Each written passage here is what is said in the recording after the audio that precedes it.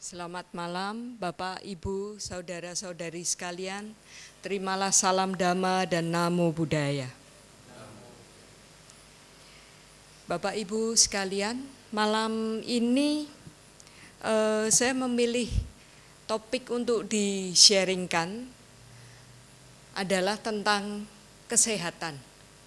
Saya ambil satu syair dari Dhammapada, syair ke-204.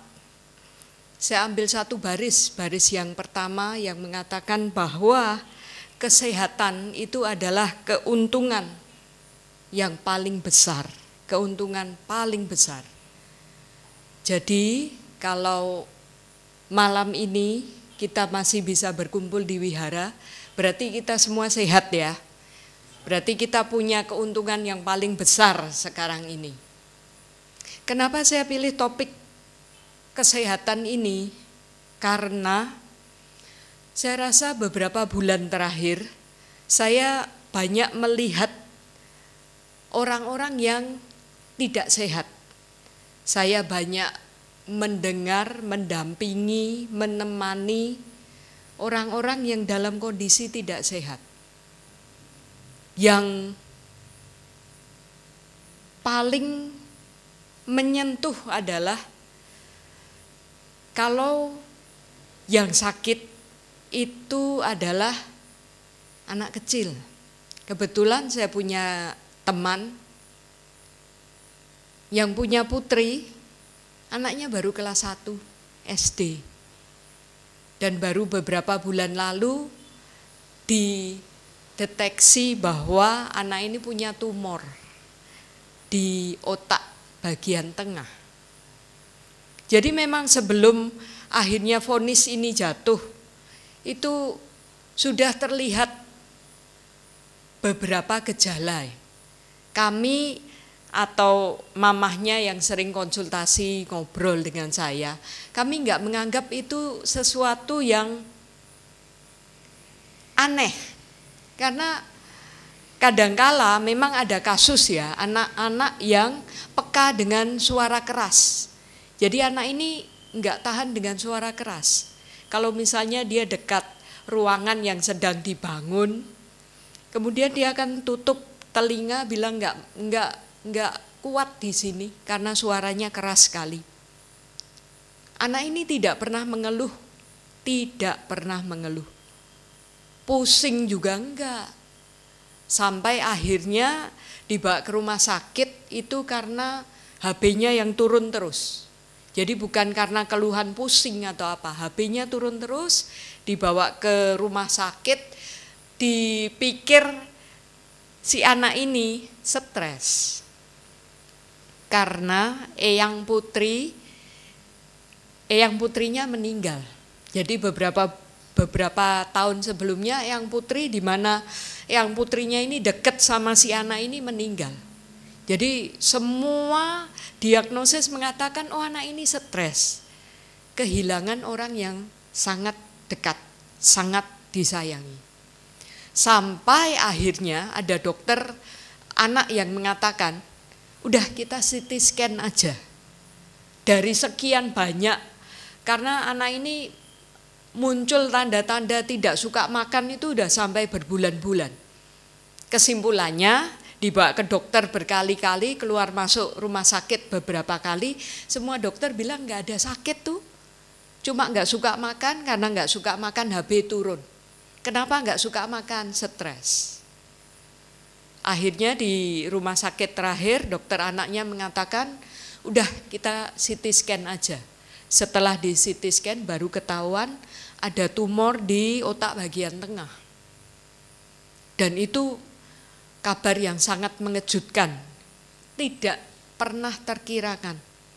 Mulailah ini gonjang-ganjingnya punya anggota keluarga yang sakit di rumah.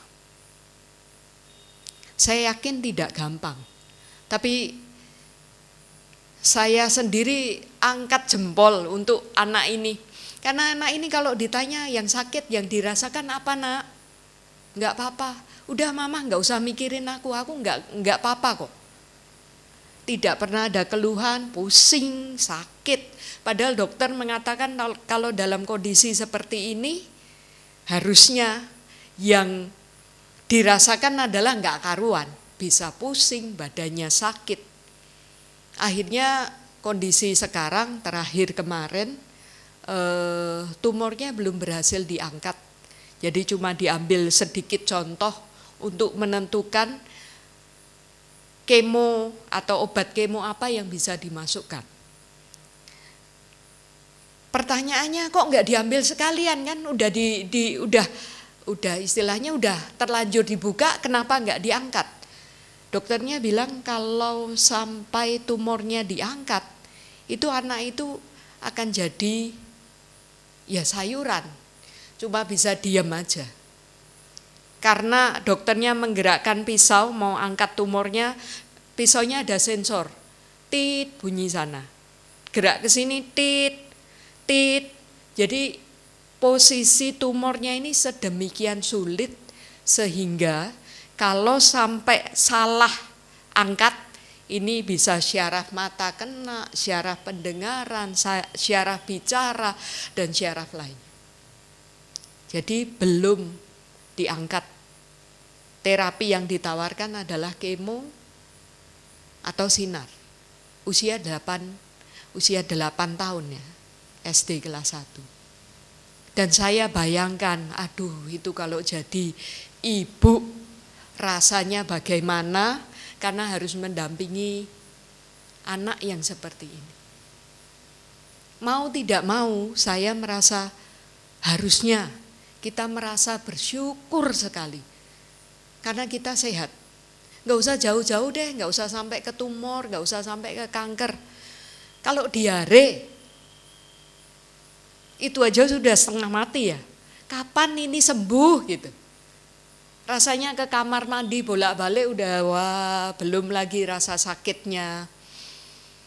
Jadi sangat luar biasa kalau kita bisa memiliki kesehatan lebih dari harta benda.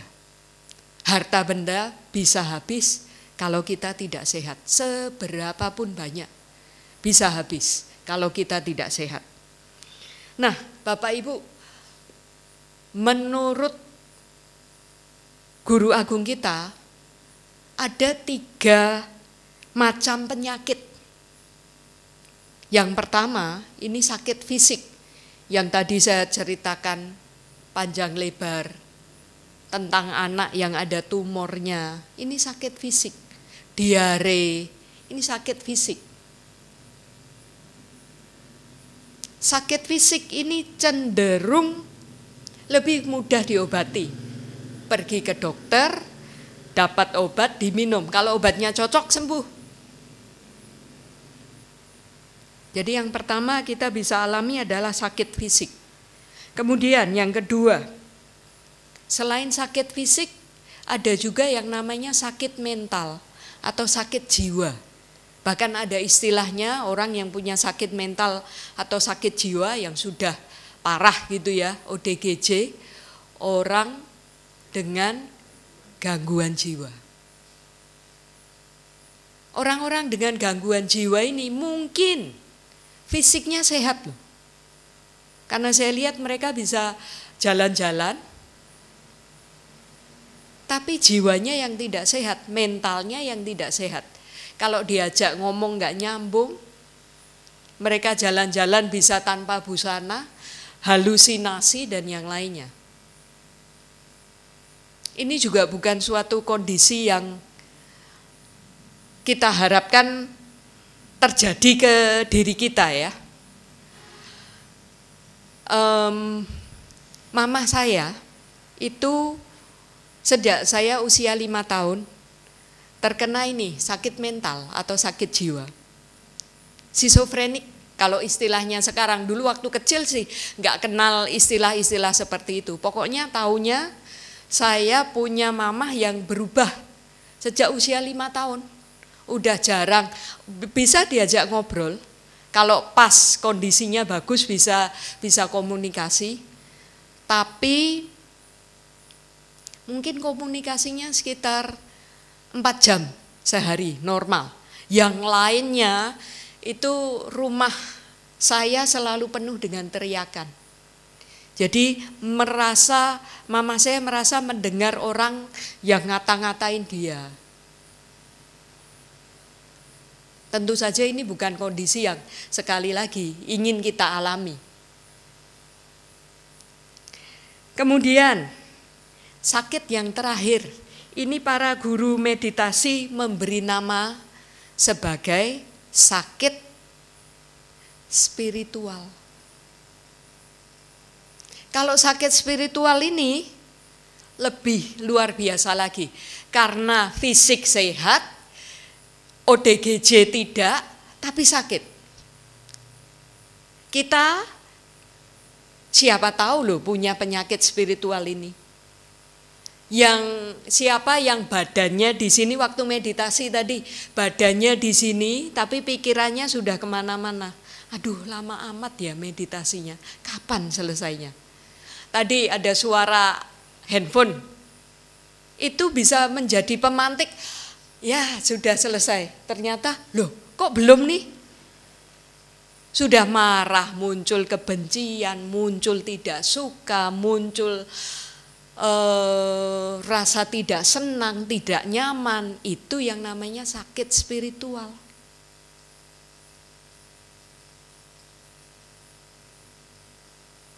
Ini yang banyak dimiliki oleh orang-orang, termasuk kita, saya yakin. Penyebab dari sakit spiritual ini adalah yang sering dikatakan loba, dosa, moha. Loba, pengen ini, pengen itu, pengen ini, badannya di sini, pengen, aduh tadi gamenya saya tinggal, harus ke wihara, gamenya saya tinggal, gimana ya? Atau tidak suka ini, tidak suka itu, nggak mau ini, nggak mau itu, saya sebetulnya nggak mau ke wihara, lebih enak di rumah nonton drakor misalnya. Nggak mau ini, nggak mau itu. Atau moha, ego, kesombongan. Ini juga luar biasa. Ada satu presiden Amerika yang mengatakan, kita bisa tahu kualitas orang. Presiden Lincoln ini mengatakan kita bisa tahu kualitas orang pada saat orang itu punya kekuasaan. Dia punya kekuasaan, kalau dia sebagai pemimpin atau penguasa itu tetap baik, orangnya baik.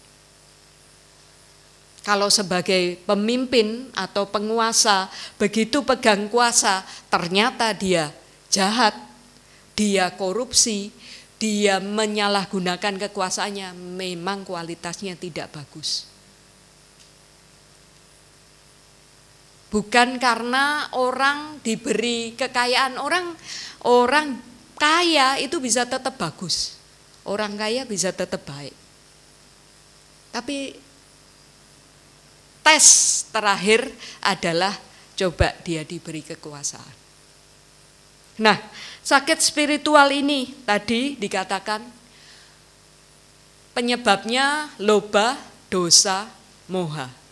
Dan yang lebih susah Bapak Ibu, ini tidak terlihat. Kita terlihatnya sehat, fisik, tidak mengalami gangguan jiwa, tapi sakit di dalam. Tidak terlihat, obatnya susah carinya, yang bisa mengobati kita sendiri. Kalau sakit fisik, sakit mental, bisa ke rumah sakit minta obat. Ketemu dokter minta obat. Tapi yang sakit spiritual nggak bisa. Dan penyebab yang lain adalah kenapa sakit spiritual ini, loba, dosa, moha. Atau lebih gampangnya, penyebab dari sakit spiritual ini adalah keinginan. Atau lebih tepatnya, nafsu keinginan. Ini yang buat orang kemerungsung, bahasa Jawanya kemerungsung. Pengen ini, pengen itu, nggak pengen ini, nggak pengen itu. Keinginan. Yang menarik adalah pada waktu saya mencari-cari tentang sharing dhamma ini dari kumpulan khotbah-khotbah para bante, ada satu yang menjawab pertanyaan saya. Loh, jadi orang nggak boleh punya keinginan ya? Supaya bebas dari sakit spiritual. Kan katanya penyebab dari sakit spiritual ini adalah keinginan, nafsu keinginan. Kalau gitu orang nggak boleh punya keinginan dong. Ya enggak? Enggak. Boleh punya keinginan. Tapi ada batasannya. Iya. Boleh loh punya keinginan. Kalau enggak punya keinginan, ya kita enggak punya semangat. Kalau yang masih pelajar, boleh loh punya keinginan dapat nilai 100. Harus malah. Dapat nilai bagus, harus. Tapi yang jadi pertanyaan, apakah sesuai kemampuan? Oh, saya enggak mampu dapat nilai 100. Bagaimana caranya mampu? Paling tidak enggak usah 100 deh, tapi nilai bagus. Bagaimana caranya? Jadi ada keinginan, boleh punya keinginan, dilihat dengan kemampuan, harus klop. Kalau para perumah tangga misalnya, boleh enggak pengen punya sepeda motor baru? Boleh. Enggak ada salahnya loh. Punya keinginan, ada muncul keinginan punya motor itu enggak kejahatan loh, itu bukan kejahatan. Tapi harus dilihat kemampuan saya. Pengen punya mobil, enggak apa-apa, itu bukan kejahatan. Tapi dicocokkan dengan kemampuan. Setelah ditimbang-timbang, nah ini ada proses menimbang, memikir, menelaah, meneliti. Apakah keinginan saya cocok dengan kemampuan saya, ini yang namanya kebijaksanaan. Jadi punya kemampuan, punya keinginan tidak salah. Asal sesuai dengan keinginan. Saya pengen punya mobil. Gaji saya misalnya katakan sebulan 5 juta. Kalau saya pengen punya mobil Alphard itu ya waduh, itu sudah nafsu keinginan itu. Jauh.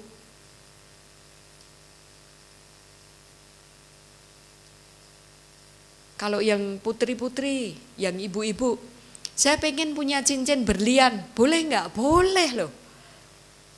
Kemampuannya, oh ya, cincin berliannya yang kecil aja berliannya, enggak usah berlian seperti punya Ratu Elizabeth yang sebola kasti. Kalau belum punya enggak nih, cincin berlian itu urutan kesekian, ya enggak usah punya cincin berlian. Jadi kesadaran bahwa ini keinginan, kemampuan melihat bahwa ini keinginan dan ini kemampuan, itu akan mengubah atau tidak menjadikan keinginan menjadi nafsu keinginan atau tanha yang menjadi sumber penderitaan. Nah pertanyaannya, kalau kita sakit spiritual, pengen sembuh enggak? Pengen ya? Ada caranya sembuh? Ada. 1, dikatakan untuk menyembuhkan sakit spiritual itu 1, menjaga sila, Pancasila, 5 sila aja dipegang. Itu sudah seperti benteng pelindung. 5 sila itu apa saja? Tidak membunuh, tidak mencuri. Ini kan menahan keinginan. Saya pengen itu kok bagus ya, ambil. Enggak loh, saya pegang sila kok. Yang ketiga, tidak berbuat asusila. Ini juga menahan keinginan. Mengubah keinginan enggak, ini enggak benar ini. Yang keempat, tidak berbohong. Yang kelima, tidak mabuk-mabukan atau mengkonsumsi zat-zat yang bisa buat kecanduan. Nomor 1, jika ingin sembuh dari sakit spiritual, jaga sila, jaga moralitas. Yang kedua, Bapak Ibu, adalah memiliki kemampuan menyeleksi keinginan, dipilih. Kayak Doraemon ya, saya ingin ini, saya ingin itu, saya ingin begini, saya ingin begitu. Diseleksi, dipilih mana yang penting, prioritas, itu yang kedua. Karena keinginan banyak sekali. Contoh deh, ini balik lagi, saya suka contoh online shop, buka online. Itu yang tidak kita pengini aja bisa tertarik kan, masukkan keranjang. Padahal pertamanya mau nyari yang lain, mau cari ini yang dipakai kerja, mau cari microfiber lap, carinya lap microfiber, tapi yang ditawarin kan banyak. Akhirnya microfiber kebeli, yang lainnya juga kebeli yang nggak penting. Snack lah, inilah, itulah. Begitu datang paketnya banyak sekali. Loh, kok bisa ya? Saya kan cuma butuh 1, yang datang kok 6. Nggak diseleksi, nggak dikontrol, nggak dicegah, nggak dikelola keinginannya. Boleh sih kalau kemampuannya ada. Tapi kalau terus-terusan ya tekor lah. Ya. Jadi yang pertama menjaga moralitas, yang kedua menyeleksi keinginan, memilah, memprioritaskan mana yang harus dimiliki, mana yang harus dipenuhi, mana yang sesuai kemampuan. Yang tidak sesuai kemampuan, buang. Kemudian yang ketiga adalah kendalikan diri. Bapak Ibu, ini pengalaman pribadi. Keinginan saya juga banyak. Tapi ada saat-saatnya pas waras gitu. Ke toko lah misalnya, toko baju. Butuh baju 1. Lihat baju, oh ini ya bagus, ini warnanya bagus, oh ini modelnya bagus. Dan sudah dipraktekkan sendiri, saya praktekkan sendiri, saya coba, saya yakin kita semua bisa. Ingat, munculkan di sini, saya cuma mau 1. Yang ini nanti dulu, ini nanti dulu, saya cuma mau 1. Ini mengendalikan diri, bisa kok kalau mau dilatih, kalau mau dilakukan. Karena sebetulnya lebih enak mengendalikan diri itu kan mengekang gini ya, ngerem ya. Lebih enak itu ngetut, mengikut, ya ikut aja ah. Apalagi kantong tebel nih, habis gajian. Lebih sulit mengendalikan diri. Tapi bisa kok, saya punya jurus, nanti dulu. Kalau enggak dibeli sekarang enggak mati kan? Ya sudah. Kalau enggak saya penuhi sekarang enggak mati kan? Balik ke urusan kesehatan fisik. Makan gorengan, sudah diingetin nih usia segini nggak boleh makan gorengan banyak-banyak. Gorengan sehari maksimal 2 misalnya. Pengen sudah makan 2, aduh ada gorengan lagi. Nggak, nanti dulu, besok pagi aja. Pengen pisang goreng, udah tempe goreng, udah bakwan, pengen pisang goreng enggak? Besok pagi aja. Saya enggak mati kok enggak makan pisang goreng. Ya udah, tinggal. Jadi teknik mengendalikan diri ini penting kita miliki. Ada lagi, kalau dulu saya bisa tanpa ini, kenapa sekarang harus dengan ini? Kalau dulu saya bisa kok hidup tanpa AC, kenapa sekarang harus dengan AC? Dulu saya bisa kok makan daging seminggu 3 kali. Kenapa sekarang harus tiap hari? Ini juga teknik mengendalikan diri. Dan yang terakhir, ini sangat ditekankan oleh para biku dan guru meditasi, cara menyembuhkan diri dari penyakit spiritual adalah bersihkan pikiran dari loba dosa moha.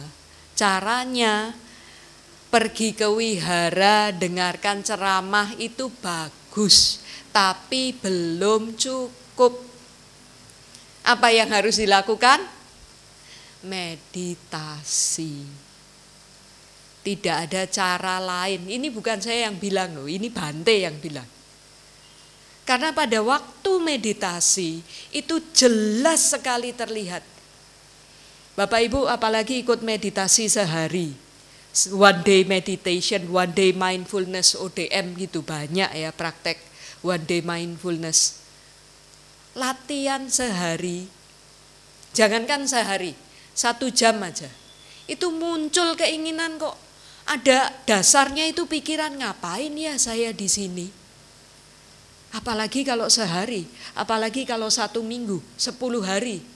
Itu pasti setiap orang pernah mengalami muncul pikiran, ngapain ya saya di sini? Ngapain ya saya buang waktu? Aduh, saya bisa melakukan hal lain lebih banyak. Itu pengen melarikan diri, ingin.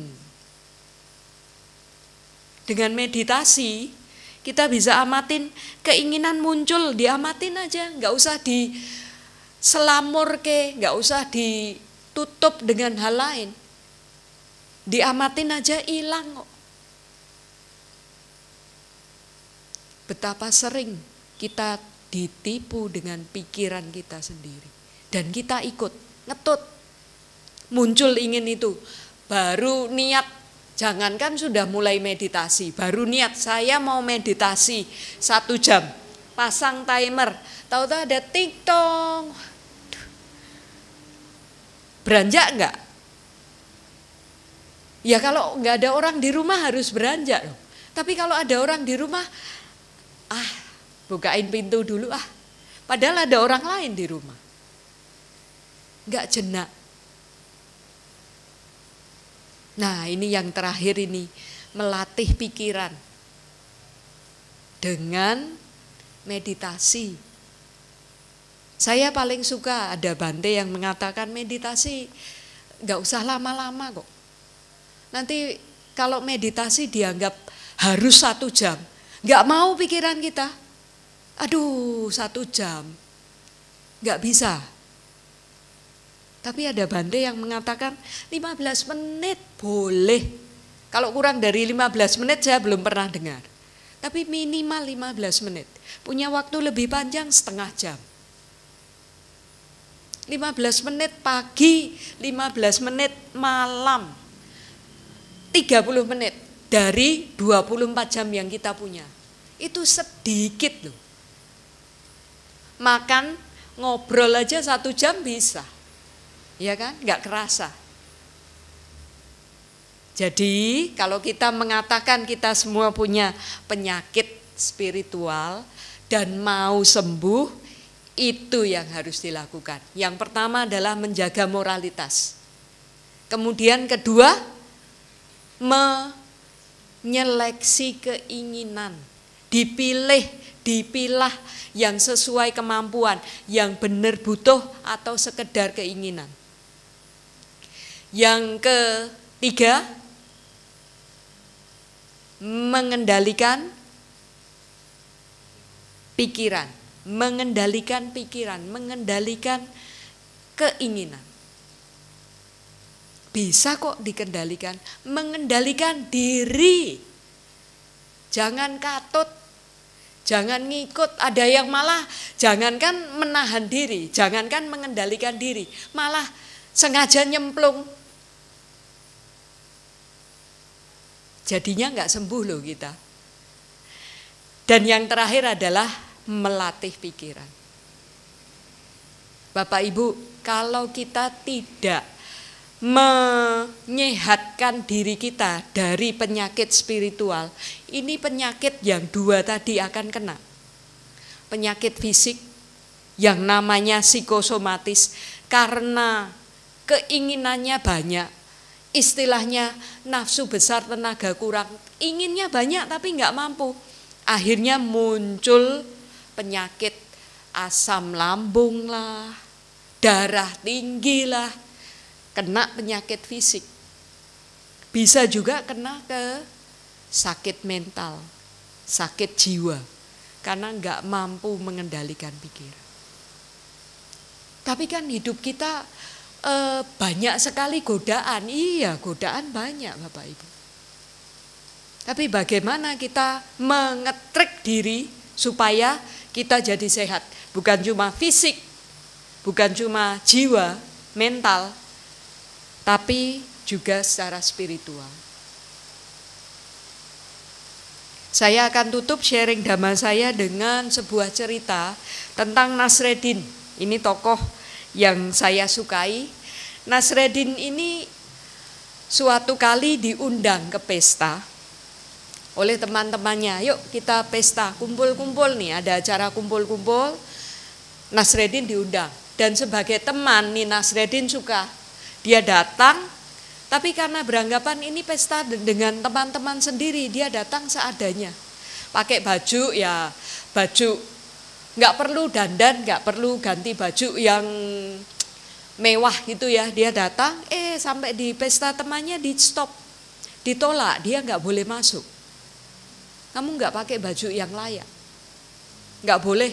Kamu penampilannya seperti orang miskin, kere, nggak boleh masuk. Ya, Nasreddin terima, dia pulang. Besoknya ada pesta lagi nih, namanya cerita ya. Besoknya ada pesta lagi, Nasreddin diundang lagi. Ya udah, kemarin saya pakai baju sembarangan. Saya pikir saya akan hanya bertemu dengan teman-teman. Saya pakai baju yang agak rapi.